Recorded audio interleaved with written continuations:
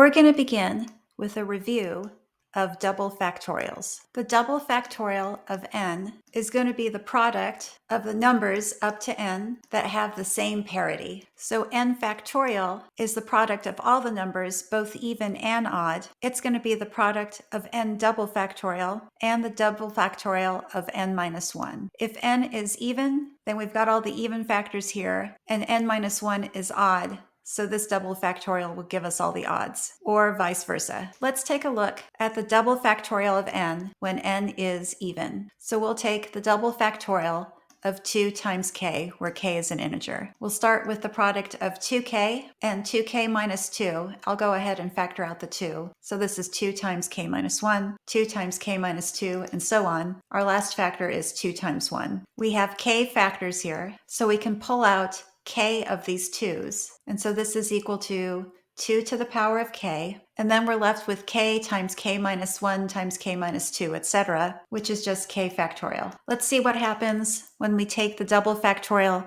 of an odd number. So we'll set n equal to 2k minus 1. Again, recall from up here that the factorial of a number is the product of its double factorial and the double factorial of 1 less than that number. Let's solve for the double factorial of 2k minus 1. We'll substitute this expression in the denominator. We'll be using this to solve this problem, but before I do, I want to point out one more equivalence that we can make. From this 2k factorial in the numerator, I'm going to pull out 2k, leaving us with 2k minus 1 factorial. And I'll do the same thing with this k factorial. I'll pull out a k, leaving us with k minus 1 factorial. One of these 2's is going to cancel, so we have 2 to the k minus 1 in the denominator, and our k's are going to cancel. So we can also write it like this. These factorials in the numerator and denominator suggest an equivalence to counting, so we'll give that a try. We have that 2k choose k gives us 2k factorial and then k factorial times k factorial in the denominator. We can multiply both sides by one of these k factorials, and with this equivalence, we can multiply both sides by 2 to the k. These two expressions are both equal to the same quantity, so we can set them equal to each other, and we can solve for the double factorial of 2k minus 1. In the problem statement, we're interested in the sum of this expression. So we'll substitute for the numerator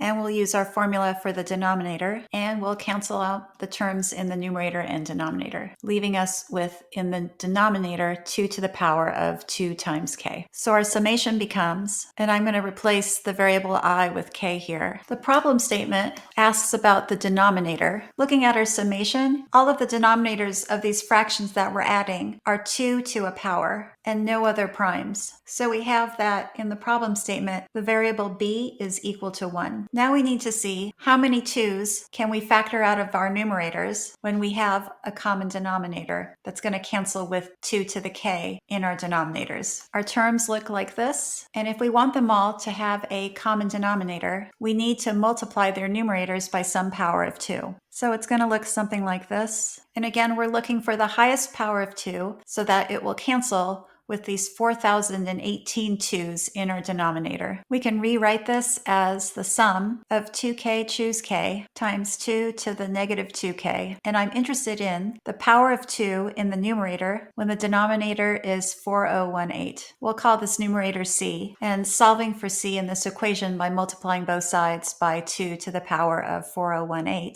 Over all of these terms, it's 2k choose k times 2 to the power of 4018 minus 2 times k. So our new question is, what power of 2 divides c? So let's let our function p of x be the largest power of 2 that divides x. So we want to find p of c, which means we are going to find p on all of the terms in our summation. And we note that we're looking for the smallest factor, the smallest power of 2 that can be factored out. For example, the factorial of 2k is the product of these double factorials, and we'll do our substitution that we found earlier for the double factorial of 2k. All of these numbers in this second double factorial are odd, so our power of 2 function applied to 2k factorial factorial will consist of these k2's plus the p function applied to k factorial. So when we apply the p function to 2k choose k, we have 2k factorial in the numerator and a couple of k factorials in the denominator. To find the highest power of 2, we're going to count all of the 2's in our numerator and subtract the number of 2's in each of our two k factorials. So subtracting 2 of p of k factorial. Now we can substitute our earlier expression here in this first term, and then we'll combine these two like terms. So now let's find the highest power of 2 of one of the terms of the numerator of one of the terms in our summation. That's going to be all of the 2's in 2k choose k plus all of the 2's in this remaining power of 2. We have this earlier expression for p of 2k choose k, so I'll substitute that here. And we can read off the number of 2's in this second part from the exponent. So we'll add on 4018 and subtract 2k. Now as we count up through all of the terms in our summation, as k goes from 1 to 2009, k increases, so the power of 2 in k factorial is also going to increase. This means the value of this expression, let me combine like terms first, with these negative terms increasing, as k increases, this expression decreases, which means the power of 2 in that numerator is also going to decrease with each subsequent term. We only need the minimum power of 2 in the numerator for all of these fractions, so we're going to calculate p on the numerator of the last term. So we're going to calculate this for k equals 2009, the last term in our summation. Substituting, we now need to find the power of 2 and 2009 factorial. And we'll do this in the usual way of finding the prime factorization of a factorial. First, we count all of the even numbers from 1 to 2009 because each of them will contribute a 2. There are 1,004 of them. We'll get a second 2 from all of the multiples of 4 from 1 to 2009, and there are 502. The multiples of 8 are going to contribute a third 2 to the prime factorization. That's 251, and so on for all of the multiples of powers of 2. Until we get to 2 to the 10th power, there's only one multiple of 1024 that's less than 2009, and that's our last power of 2 that we're counting. Summing all of these, we get 2001. This is the power of 2 in 2009 factorial. So we'll substitute over here. This means the numerator of the sum of all of these fractions, we can factor out 2 to the 8th power. So when we add up all these fractions, in our numerator we're going to have 2 to the 8th times some numbers, and in our denominator is 2 to the power of 4018. We're going to cancel out 8 of them, and we're left with 4010 2's in our denominator. This means A is equal to 4010, B is equal to 1. The problem asks for the product of A, B over 10, and our answer is 401.